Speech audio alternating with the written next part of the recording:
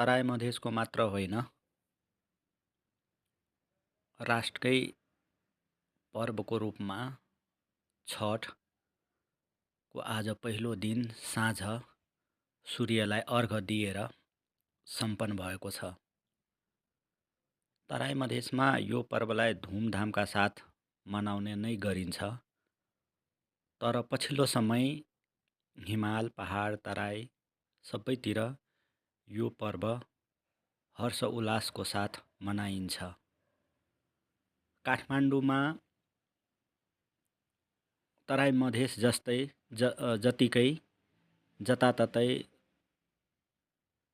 नदी, खोला, जहाँ जलाशय छ त्यहाँ भक्तजनहरू आफ्नो श्रद्धाका साथ यो पर्व मनाउँदै आएको छ र काठमाडौँमा आज जताततै यो दृश्य देखिएको थियो।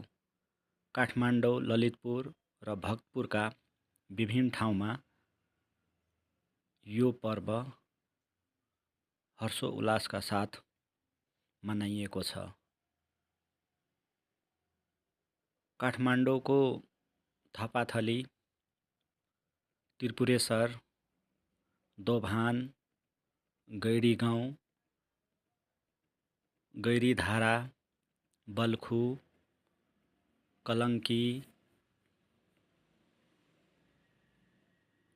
लगायत विभिन्न ठाउँमा जहाँ नदी पुगेका छन्, जलाशयको जलको व्यवस्था छ, त्यहाँ भक्तजनहरू पुगेर यो पर्व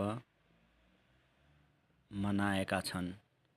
आज साँझको अर्घ दिएर कतिपय ठाउँमा राति त्यही जागराम बस्नेछन् र बिहान उदाउँदो सूर्यलाई अर्घ दिएर भक्तजनहरू आआफ्नो घर फर्किनेछ। यो पर्व दसैँ र तिहार पछिको सबभन्दा ठुलो पर्व हो।